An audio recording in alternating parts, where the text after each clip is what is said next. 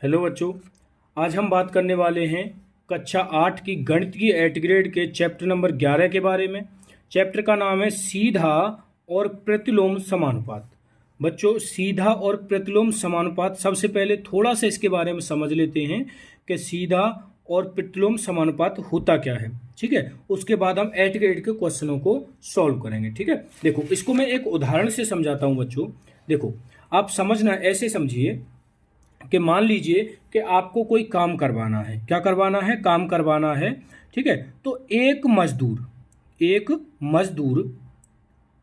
मजदूर है। ठीक है, और वो उस काम को करने में कितना टाइम लेता है बच्चों? मान लीजिए 10 घंटे लेता है। कितने लेता है? 10 घंटे उस काम को करने में लगा देता है। ठीक है, तो आप मुझे बताइए, दो मजदूर उस काम को करने में कितना टाइम लेंगे?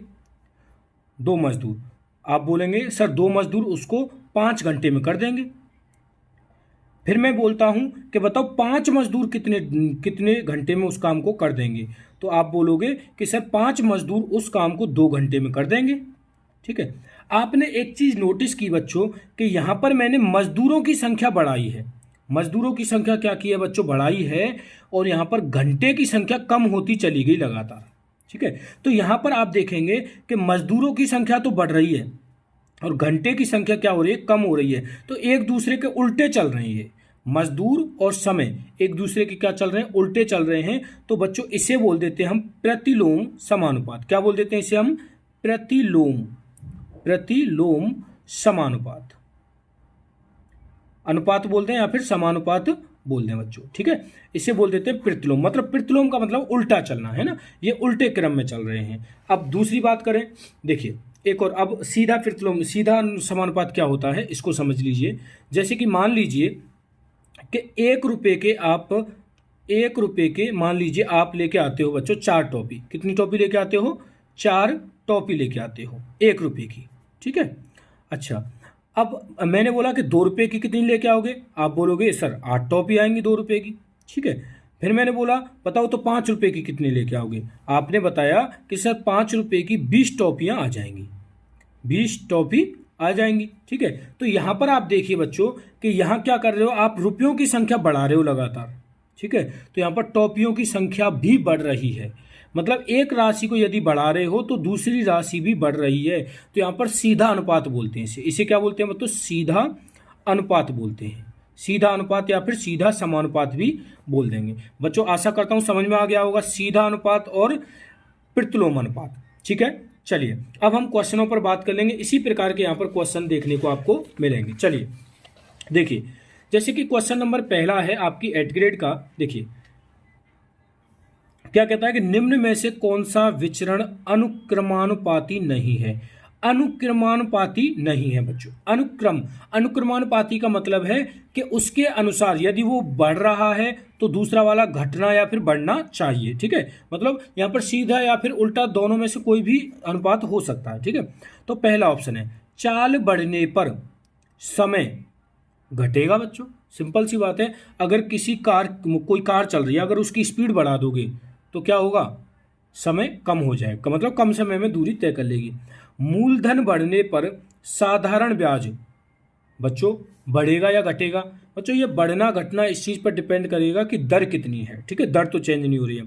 वस्तु की संख्या बढ़ने पर मूल्य बढ़ेगा बच्चों, डेफिनेटली बढ़ेगा। और त्रिज्या घटने पर वृत्त का क्षेत्रफल, त्रिज्या घटने पर वृत्त का क्षेत्रफल डेफिनेटली क्या होगा बच्चों? घटेगा। ठीक है, तो बच्चों ये हमारा सही है, अनुक्रमानुपाती है। वस्तु की संख्या बढ़ने पर मूल्य बढ़ेगा, ये भी बच्चों अनुक्रमानुपाती है। ठीक है, अच्छा, मूलधन बढ़ने पर साधारण ब्याज बढ़ेगा बच्चों। ठीक है, चाल बढ़ने पर समय क्या होगा बच्चों? कम होगा। समय क्या होगा बच्चों? कम होगा। ठीक है, अब देखो इसमें क्रम उल्टा चल रहा है। इसमें क्या है? क्रम उल्टा चल रहा है, मतलब इसको बोलते हैं तो यहां पर प्रतिलोम है। क्या है बच्चों? प्रतिलोम। इसको समझो, देखो यहां पर चाल बढ़ रही है लेकिन समय कम हो रहा है। उल्टे चल रहे नहीं चल रहे हैं? चाल बढ़ रही है, समय कम हो रहा है। मूलधन में देखिए, मूलधन बढ़ रहा है, ब्याज भी बढ़ रही है। वस्तु की संख्या बढ़ रही है तो मूल्य भी बढ़ रहा है। त्रिज्या घट रही है तो वृत्त का क्षेत्रफल भी घट रहा है। तो हमारा ऑप्शन ए आंसर बच्चों यहां पर हो जाएगा। ठीक है, चलिए आगे बात कर लेते हैं कि यदि मानचित्र पर 1 सेंटीमीटर वास्तविक दूरी 8 किलोमीटर को निरूपित करता है। मानचित्र पर देखो 1 सेंटीमीटर वास्तविक दूरी 8 किलोमीटर को निरूपित करता है, तो उसी मानचित्र पर 2 सेंटीमीटर किस वास्तविक दूरी को बताएगा। बच्चों पहले तो इसको समझ लीजिए, जो हमारा मानचित्र होता है ना, नक्शा जो होता है, क्या होता है बच्चों, नक्शा जो होता है, उसको मैं बता दूं आपके लिए कि उसमें जो 1 सेंटीमीटर लिखा हुआ होता है, 1 सेंटीमीटर की जो दूरी है वो 8 किलोमीटर वास्तविक दूरी के बराबर है। इसका कहने का मतलब ये है। तो अब वो पूछ रहा है कि 2 सेंटीमीटर किसके बराबर होगा, आप तो बता दो बच्चों 16 किलोमीटर के बराबर होगा। भाई 1 सेंटीमीटर 8 किलोमीटर के बराबर है, तो 2 सेंटीमीटर 16 किलोमीटर के बराबर हो जाएगा। लेकिन इसको करेंगे कैसे, देखिए बच्चों यहाँ पर क्या है कि सेंटीमीटर बढ़ेगा, यहाँ से 1 सेंटीमीटर बढ़ेगा तो किलोमीटर भी बढ़ेगा। ये 1 है तो ये 8 है। इसको क्या लिखेंगे बच्चों, 1 सेंटीमीटर समानुपात सीधा अनुपात 8 किलोमीटर। ठीक है, अब यहाँ पर 2 सेंटीमीटर करेंगे, 2 से गुणा इधर करेंगे, 2 से इधर हो जाएगा, तो इम्प्लाइज दैट 2 सेंटीमीटर समानुपात हो जाएगा बच्चों 16 किलोमीटर। ठीक है, तो बच्चों हमारा 16 किलोमीटर क्या हो जाएगा, इसमें आंसर हो जाएगा। चलिए क्वेश्चन नंबर 3 पर बात करें। क्वेश्चन नंबर 3 कहेगा बच्चों, दांतों की संख्या और आयु के बीच विचरण होता है। बच्चों देखिए, दांतों की संख्या और आयु के बीच विचरण होता है, सीधा अनुपात, प्रतिलोम अनुपात, ना सीधा अनुपात ना प्रतिलोम अनुपात, कभी सीधा और कभी प्रतिलोम अनुपात। बच्चों इसको थोड़ा सा आप समझ लीजिए कि देखो आप इस चीज को समझिए कि यहाँ पर क्या है कि दांत 2 बार आते हैं। दांत कितनी बार आते हैं, 2 बार आते हैं। एक होते हैं दूध के दांत और एक होते हैं परमानेंट दांत। ठीक है, जो पहले दूध के दांत आते हैं वो 20 आते हैं बच्चों, कितने आते हैं, 20। ठीक है, वहां पर आप देखेंगे कि जैसे धीरे धीरे उम्र बढ़ती है तो दांतों की संख्या बढ़ती है, 20 तक आ जाती है, 20 तक आती है।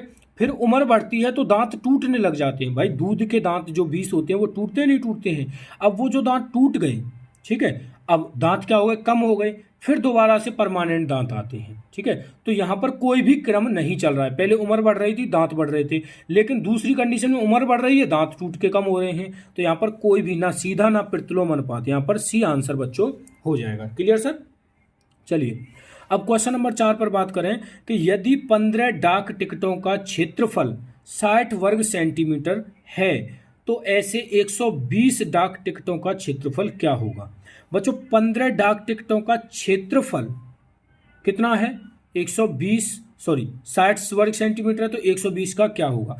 तो बच्चों यहां पर क्या है, सीधा अनुपात है। क्या है बच्चों, सीधा अनुपात है। देखो ऐसे इन क्वेश्चनों को करेंगे कैसे, देखिए ऐसे करेंगे कि देखिए 15 डाक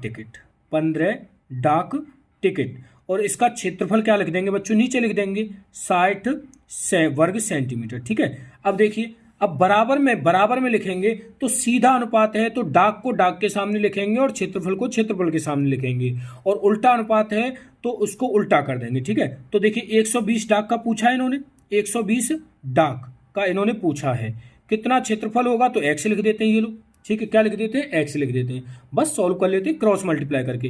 देखो इसका तो इधर मल्टीप्लाई हो जाएगा, इसका इधर मल्टीप्लाई हो जाएगा, तो देखिए इम्प्लाइज दैट एक्स का 15 से होगा तो 15x आएगा, बराबर एक्स का 15 से होगा तो 15x आएगा, बराबर 60 का 120 से होगा, 60 गुणा 120। ठीक है बच्चों, 60 गुणा 120।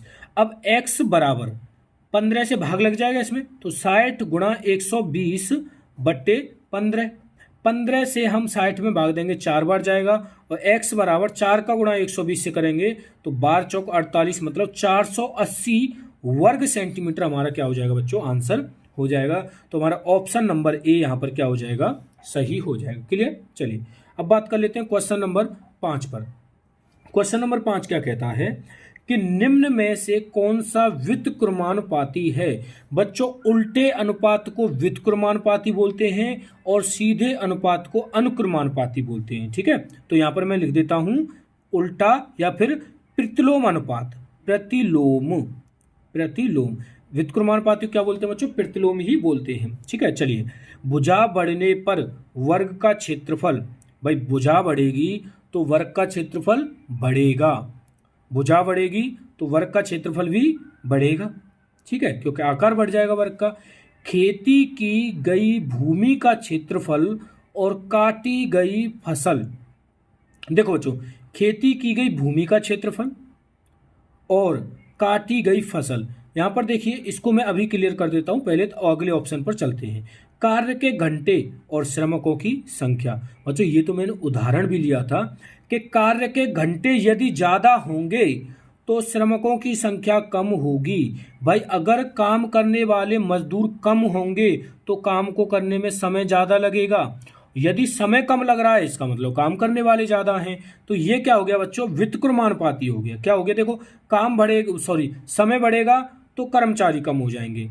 ठीक है, तो ये उल्टा हो गया। ठीक है, तो हमारा ऑप्शन तो सी हो जाएगा। लेकिन जी पर भी बात कर लेते हैं कि एक समान चाल से किसी यात्रा में लिया गया समय और तय दूरी। बच्चों एक समान चाल चल रही है तो समय और तय दूरी, समय भी फिक्स लगेगा और तय दूरी भी फिक्स लगेगी। तो व्युत्क्रमानुपाती तो बच्चों सी हो जाएगा। ऑप्शन बी को मैं समझा दूं कि खेती का क्षेत्रफल, जितनी खेती बोई गई है ना उतनी ही फसल काटी जाएगी, तो ये बराबर हो जाएगा। यहाँ पर कोई भी अनुपात नहीं चलेगा। ठीक है, चलिए तो हमारा सी आंसर यहाँ पर हो जाएगा। चलिए अब बात कर लेते हैं क्वेश्चन नंबर 6 पर। क्वेश्चन नंबर 6 क्या कहता है कि धातु के एक 3 मीटर लंबे पाइप का भार, 3 मीटर लंबे पाइप का भार कितना है बच्चों, 7.3 किलोग्राम है। उसी प्रकार के 7.8 मीटर लंबे पाइप का भार कितना होगा। बच्चों आप मुझे बताइए कि यदि पाइप की लंबाई बढ़ाएंगे तो भार कम होगा या बढ़ेगा। आप बोलेंगे सर डेफिनेटली भार क्या होगा, बढ़ेगा, है ना। भाई पाइप को यदि लंबा करते चलेंगे तो वजन क्या होगा, ज़्यादा बढ़ेगा नहीं बढ़ेगा। तो ये सीधा अनुपात है, इसका मतलब क्या है, सीधा अनुपात है। लंबाई बढ़ा रहे हैं तो वजन भी बढ़ रहा है। ठीक है, तो सीधा अनुपात है बच्चों। तो यहाँ पर क्या लिखेंगे, ऊपर लिखेंगे 3 मीटर लंबा पाइप है।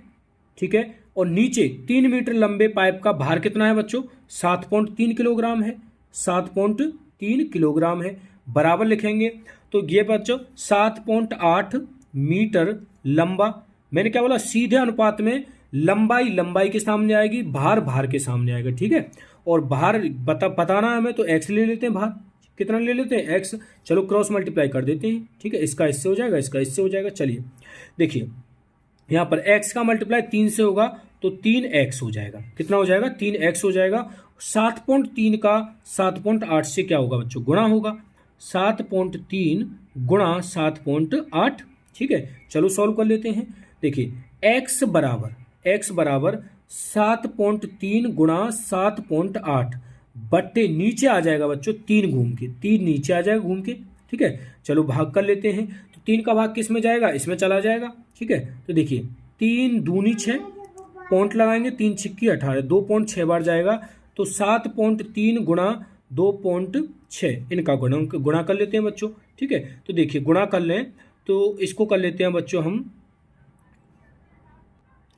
इसको देखें बच्चों, जब हम इनका गुणा करेंगे तो बच्चों हमारा गुणा करने पर आएगा 18.98। कितना आएगा, 18.98 किलोग्राम भार होगा। ठीक है बच्चों, क्लियर, समझ में आ गया। सीधा अनुपात और उल्टा अनुपात के क्वेश्चनों को कैसे सॉल्व करेंगे। चलिए अगले क्वेश्चन पर चलते हैं। क्वेश्चन नंबर 7 क्या कहता है कि एक 3 मीटर लंबी लकड़ी की परछाई 4 मीटर लंबी है। लकड़ी इतनी लंबी है और उसकी परछाई ये है। उसी समय एक खंबे की परछाई, कोई खंबा है उसकी परछाई 24 मीटर लंबी है। तो खंबे की ऊंचाई ज्ञात कीजिए। आप मुझे बताइए बच्चों, अगर मैं फिक्स एक समय के बारे में, समय के पर बात करूं कि 3 मीटर लंबी लकड़ी की 4 मीटर लंबी क्या है, परछाई है। अगर मैं लंबाई को, जो खंबा है उसकी लंबाई को बढ़ा दूं तो परछाई कम होगी या बढ़ेगी। आप बोलोगे सर कैसी बात कर रहे हो, परछाई तो बढ़ेगी। तो यहाँ पर क्या है, खंबे की लंबाई बढ़ाने पर परछाई भी बढ़ रही है। तो कौन सा अनुपात है, सीधा अनुपात है या उल्टा अनुपात है। आप बोलोगे सर सीधा अनुपात है। ठीक है, तो सीधे अनुपात में कैसे लिखेंगे, 3 मीटर लंबा खंबा, है ना, 3 मीटर लंबा खंबा बट्टे इसकी परछाई कितनी है, 4 मीटर लंबी परछाई। ठीक है, बराबर। भाई सीधा अनुपात है तो खंबे को खंबे के सामने, परछाई को परछाई के सामने लिखेंगे। तो बताइए खंबे की लंबाई हमको नहीं दे रखी है तो इसको x मान लेते हैं। ये लो x मीटर लंबा है खंबा, मान लीजिए। ठीक है, नीचे क्या आ जाएगा बच्चों, 24 मीटर लंबी परछाई। ठीक है, चलो अब इसे सॉल्व कर लेते हैं। वही क्रॉस मल्टीप्लाई करेंगे, इसका इससे मल्टीप्लाई हो जाएगा। ठीक है, तो देखिए कैसे करेंगे।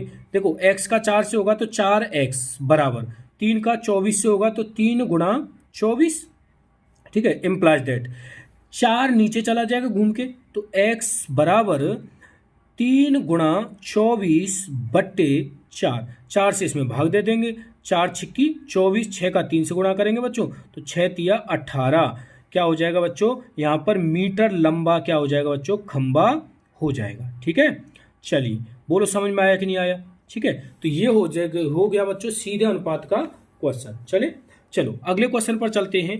क्वेश्चन नंबर 8 क्या कहता है, देखिए कि कुसुम को अपने घर से नानी के गांव तक गाड़ी चलानी है। कहाँ से, अपने घर से नानी के गांव तक गाड़ी चलानी है। वह नक्शे में इन दोनों गांव के बीच की दूरी 3.5 सेंटीमीटर मापती है। ठीक है, मतलब इन नक्शे में 3.5 सेंटीमीटर मापती है। गांव के बीच की वास्तविक दूरी क्या है, वास्तविक दूरी बच्चों हमसे पूछी है। मानचित्र का पैमाना 1 सेंटीमीटर बराबर 10 किलोमीटर है। देखो बच्चों, मानचित्र के पैमाने पर आधारित एक क्वेश्चन आया था अभी थोड़ी देर पहले, उसमें क्या लिखा हुआ था, देखो उसमें लिखा हुआ था कि 1 सेंटीमीटर 8 किलोमीटर के बराबर है। यहाँ पर क्या दे रखा है कि मानचित्र का जो पैमाना है वो 1 सेंटीमीटर 10 किलोमीटर के बराबर है। ठीक है बच्चों, अब आप मुझे ये बताइए कि 1 सेंटीमीटर 10 किलोमीटर के बराबर है। 1 सेंटीमीटर यहाँ पर लिख देता हूँ मैं, 1 सेंटीमीटर बराबर 10 किलोमीटर। ये क्या है बच्चों, पैमाना है। क्या है, पैमाना किसका, मानचित्र का। किसका है, मानचित्र का पैमाना है। ठीक है, चलो अब हमसे क्या पूछा है कि 3.5 सेंटीमीटर कितने किलोमीटर के बराबर होगा। तो बच्चों मैं इस 1 को 3.5 में बदल दूं तो हमारा ये आई जाएगा आंसर। तो इसको 3.5 में बदलने के लिए 3.5 का इधर और 3.5 का इधर गुणा कर देता हूं। तो देखिए कैसे करूंगा, 1 गुणा 3.5 सेंटीमीटर बराबर 10 गुणा 3.5 किलोमीटर। ठीक है, अब इसे सॉल्व कर लेते हैं। 1 का गुणा 3.5 से करेंगे तो ये तो 3.5 सेंटीमीटर हो जाएगा। ठीक है, बराबर 3.5 का 10 से गुणा करेंगे तो ये 35 किलोमीटर हो जाएगा। ये लो, यही आंसर है हमारा बच्चों। कितनी दूरी हो जाएगी, 35 किलोमीटर दूरी हो जाएगी। क्लियर, चलिए अब चलते हैं क्वेश्चन नंबर 9 पर। क्वेश्चन नंबर 9 है बच्चों कि यदि किसी डिब्बे के लड्डुओं को 30 बच्चों में बांटा जाए तो प्रत्येक बच्चे को 5 लड्डू मिलते हैं। 30 बच्चों में बांटा जा रहा है और प्रत्येक बच्चे को 5 लड्डू मिल रहे हैं। यदि बच्चों की संख्या 5 की कमी हो जाए, बच्चों की संख्या 30 से मान लीजिए क्या कर दिए, 25 कर दिए, 5 कम कर दी, तो प्रत्येक बच्चे को कितने लड्डू मिलेंगे, प्रत्येक बच्चे को कितने लड्डू मिलेंगे। तो बच्चों आप मुझे बताइए, पहले तो हम डिब्बे में ये पता कर लेना कि लड्डू कितने हैं। ठीक है, देखो 30 बच्चों है ना, 30 बच्चों को कितने कितने लड्डू मिल रहे हैं बच्चों, 5-5 लड्डू है ना, 5-5 लड्डू मिल रहे हैं। ठीक है, लड्डू मिले, पहले केस में कितने लड्डू मिले, 30 बच्चों को 5-5 लड्डू मिले हैं। ठीक है, अब हम क्या करेंगे, तो कुल लड्डू है ना, तो कुल लड्डू, तो कुल लड्डू निकालें बच्चों। तो कुल लड्डू क्या निकालेंगे भाई, एक बच्चे को 5 लड्डू मिल रहे हैं तो 30 बच्चों कितने मिलेंगे, तो 30 गुणा 5 कर लेंगे तो कितना आ जाएगा बच्चों, हमारा 30 पंजे 150। मतलब कितने लड्डू हैं डिब्बे में, कि 150 लड्डू हैं सर डिब्बे में। कितने लड्डू हैं, 150। ठीक है, अब इन्होंने क्या बोला है कि बच्चों की संख्या में 5 की कमी कर दी जाए, है ना। अब बच्चे कितने हैं बच्चों, अब बच्चे हैं 25। कितने हैं, 25, क्योंकि 5 बच्चे इन्होंने कम कर दिए और 25 बच्चों में 150 लड्डू हमें बांटने हैं। 25 बच्चों में 150 लड्डू हमें बांटने हैं। तो प्रत्येक बच्चे को लड्डू कितने हिस्से में आएंगे बच्चों, तो 150 में हम भाग दे देंगे बच्चों 25 से। 150 हम 25 से भाग देंगे तो बच्चों 6 लड्डू आएंगे। प्रत्येक बच्चे के हिस्से में कितने लड्डू आएंगे, 6 लड्डू आएंगे। बोलो क्लियर, समझ में आया कि नहीं आया। ठीक है, चलिए अब बात कर लेते हैं क्वेश्चन, बात करें बच्चों क्वेश्चन नंबर 10 के बारे में। क्वेश्चन नंबर 10 है 18 श्रमिक किसी दीवार को 48 घंटे में निर्मित कर सकते हैं तो इसी कार्य को 27 घंटे में पूरा करने के लिए कितने श्रमिकों की आवश्यकता होगी। बच्चों इस क्वेश्चन को मैं नोट कर लेता हूँ, फिर क्वेश्चन को छिपा दूंगा, ठीक है, क्योंकि इस पे मुझे सॉल्व भी करना है। तो 18 श्रमिक बच्चों कितने 48 घंटे में कार्य को कर रहे हैं, ठीक है। और दूसरा है कि 27 घंटे में कितने श्रमिक लगेंगे। तो बच्चों यहाँ पर क्या है, आपसे श्रमिकों की संख्या पूछी है। किसकी संख्या पूछी है? श्रमिकों की, ठीक है बच्चों। तो अब मैं क्या कर लेता हूँ, इस क्वेश्चन को छिपा लूँ, आपके पास लिखा हुआ है, मुझे ये क्वेश्चन यहाँ पर सॉल्व करना है। बच्चों इसको समझिए, देखो 18 श्रमिक 48 घंटे में किसी काम को कर रहे हैं और कितने श्रमिक 27 घंटे में काम को करेंगे। तो बच्चों आप इसको ध्यान से देखेंगे कि 18 श्रमिक मतलब जहाँ पर श्रमिकों की संख्या बढ़ा दी जाएगी तो समय क्या हो जाएगा? कम हो जाएगा। भाई अगर कर्मचारियों की संख्या बढ़ा दें तो समय क्या लगेगा? काम को होने में कम लगेगा। तो यहाँ पर क्या है, श्रमिक बढ़ेंगे तो समय घटेगा, इसका मतलब प्रतिलोम अनुपात है। कौन सा अनुपात है बच्चों? प्रतिलोम अनुपात है। और प्रतिलोम अनुपात में बच्चों क्या होता है कि देखिए, जैसे पहला वाला इक्वेशन है, इसमें क्या करेंगे, देखिए 18 श्रमिक बच्चों, श्रमिक के नीचे क्या रखेंगे बच्चों? घंटे को रखेंगे, लेकिन कौन से घंटे को? दूसरे वाले इक्वेशन, मतलब ऐसे क्रॉस कर लिया करो, ठीक है। श्रमिक के नीचे दूसरे वाले का समय रखेंगे, ठीक है। तो दूसरे वाले का क्या रख दिया? समय। बच्चों ये प्रतिलोम अनुपात में ऐसा ही होगा, मतलब एक के श्रमिक दूसरे का समय और दूसरे का समय और पहले का श्रमिक, ठीक है, बराबर। अब क्या कर लेंगे, इसके जो श्रमिक होंगे, इसके श्रमिक मान लीजिए एक्स श्रमिक है, इसके क्या है? एक्स श्रमिक हैं, ठीक है, क्योंकि श्रमिकों की संख्या पूछी और हमने एक्स मान लिया। एक्स श्रमिक हैं और इसका समय कितना है बच्चों? 27 घंटे, 27 घंटे नहीं, दूसरे का रखेंगे यहाँ पर 48 घंटे। तो यहाँ पर क्या रख देंगे? 48 घंटे, ठीक है। अब इसे क्रॉस गुणा करके सॉल्व कर लेते हैं। इसका इससे गुणा हो जाएगा, इसका इससे गुणा हो जाएगा, तो 27 के एक्स से करेंगे तो 27x आएगा, ठीक है। 27x बराबर 18 का 48 के साथ हो जाएगा, तो 18 गुणा 48, ठीक है बच्चों।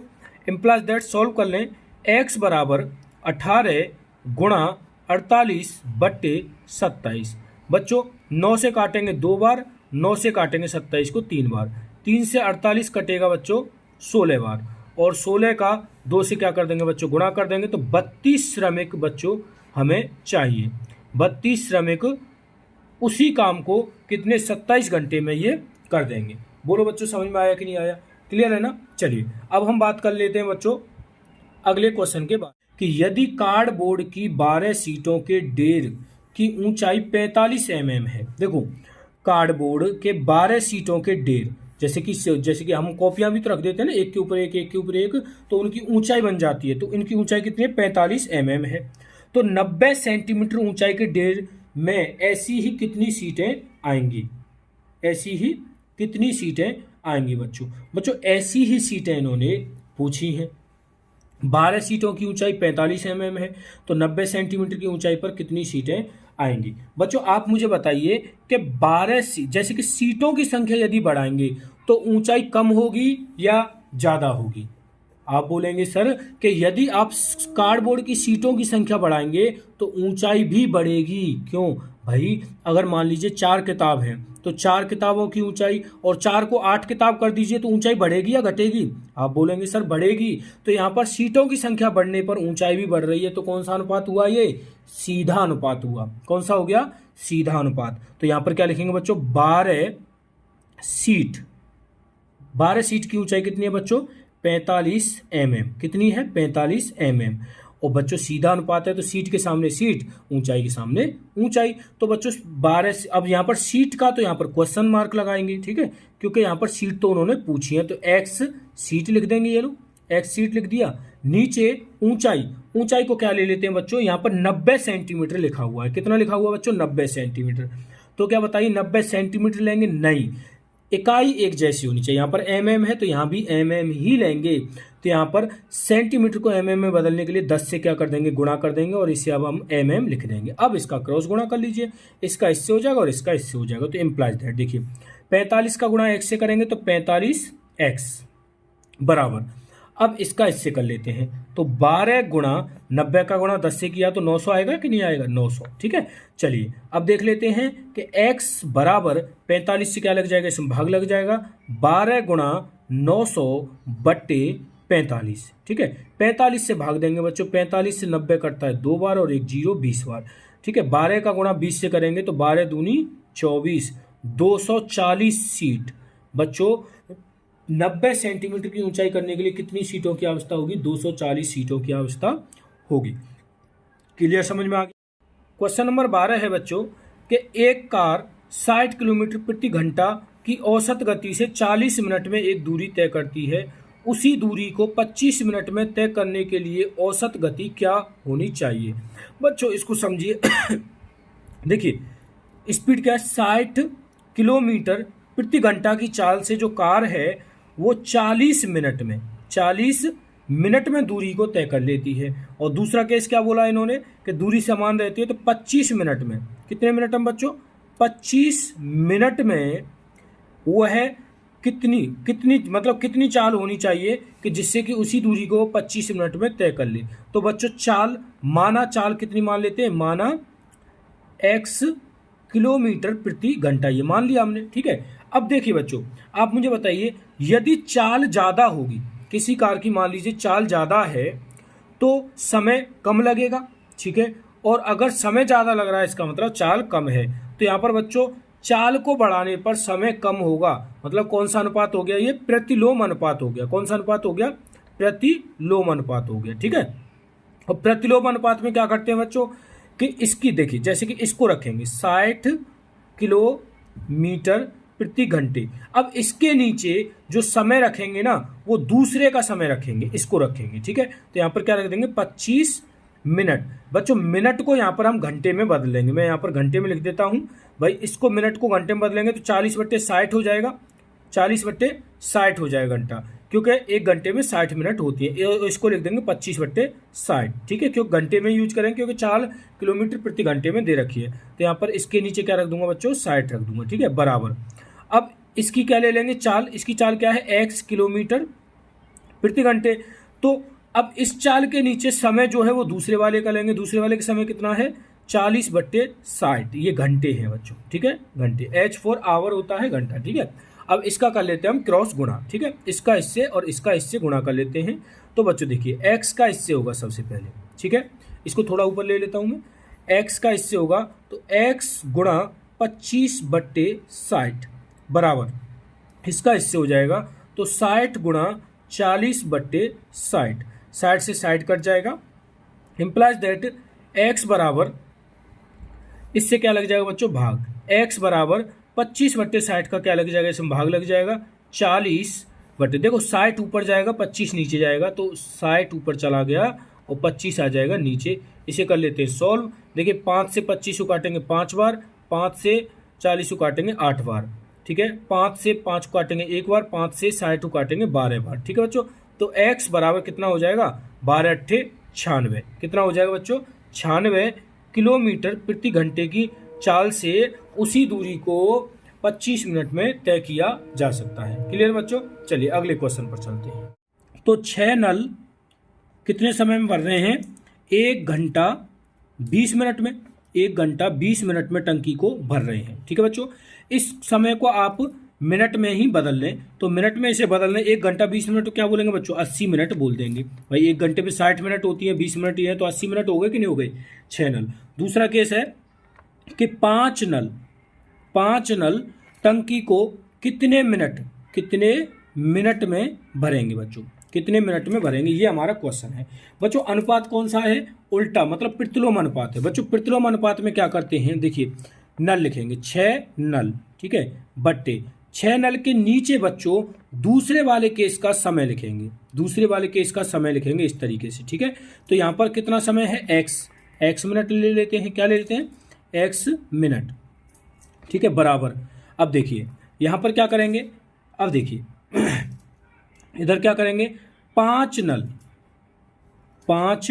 नल, ठीक है, और बट्टे यहाँ पर समय किसका ले लेंगे बच्चों, समय ले लेंगे इस वाले का, कितना है 80 मिनट, कितना है मिनट। अब इसे सॉल्व कर देते हैं क्रॉस मल्टीप्लाई करके, ठीक है। क्रॉस मल्टीप्लाई करें बच्चों तो देखिए 5 का x से होगा तो 5x बराबर 80 का 6 से हो जाएगा तो 80 गुणा 6, ठीक है।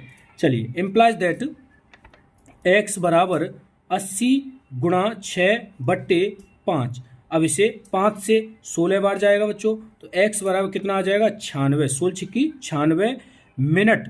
बच्चों हमें क्या लगेगा, समय लगेगा 5 नलों को उस टंकी को भरने में 96 मिनट का समय लगेगा। और इसे यदि घंटे में बताएं तो 1 घंटा 36 मिनट का टाइम बच्चों इसको लगने वाला है। क्लियर, समझ में आ गया। चलिए अगले क्वेश्चन पर चलते हैं बच्चों। क्वेश्चन नंबर 14 है। देखिए क्वेश्चन नंबर 14 क्या कहता है, देखिए माल से लदा हुआ एक लोडिंग ऑटो 25 मिनट में 14 किलोमीटर चलता है। 25 मिनट में 14 किलोमीटर चलता है। यदि चाल वही रहे तो वह 5 घंटे में कितनी दूरी तय कर पाएगा। देखो बच्चों 25 मिनट में कितना चल रहा है 14 किलोमीटर। यदि चाल वही रहे तो वह 25 मिनट में 14 किलोमीटर चलता है। यदि चाल वही रहे तो वह 5 घंटे में कितनी दूरी तय करेगा। चलिए देखो बात कर लेते हैं। 25 मिनट में कितना चल रहा है बच्चों 14 किलोमीटर चल रहा है, ठीक है। तो 5 घंटे में कितनी दूरी तय करेगा। बच्चों समय और दूरी के बारे में यहाँ पर बात की गई है। बच्चों अगर चाल सेम रहती है तो समय बढ़ने पर दूरी भी बढ़ेगी। भाई 1 घंटे में कोई ऑटो मान लीजिए कि 20 किलोमीटर चल रहा है तो 2 घंटे में कितना चलेगा 40 किलोमीटर, 3 घंटे में 60 किलोमीटर। तो यहाँ पर क्या है बच्चों कि समय बढ़ने पर चाल भी, जो दूरी है वो भी बढ़ेगी, मतलब सीधा अनुपात है यहाँ पर, ठीक है। क्या है, सीधा अनुपात, ठीक है। तो यहाँ पर क्या लिखेंगे 25 मिनट है ये 25 मिनट के नीचे बच्चों इसकी दूरी आ जाएगी कितनी 14 किलोमीटर, ठीक है। बराबर अगले में क्या है बच्चों 25 मिनट, यहाँ पर समय कितना 5 घंटे है तो 5 घंटे, यहाँ पर 5 घंटे को मैं बच्चों मिनट में लिख दूंगा क्योंकि ये भी तो मिनट में दे रखा है ना।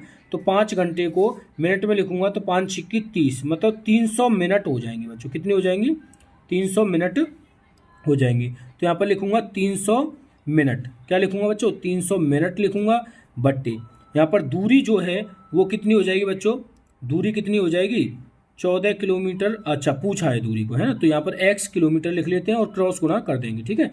तो x का 25 से गुणा करेंगे बच्चों तो यहाँ पर कितना आ जाएगा 25x, ठीक है। बराबर 14 का 300 से गुणा करेंगे तो 14 गुणा 300, ठीक है। इम्प्लाइज दैट x बराबर 25 से बच्चों इसमें भाग लग जाएगा तो 14 गुणा 300 बट्टे 25। 25 का बच्चों इसमें भाग दें तो देखिए कितनी बार जाएगा 12 बार जाएगा बच्चों। 25 से 300 में 12 बार भाग जाएगा।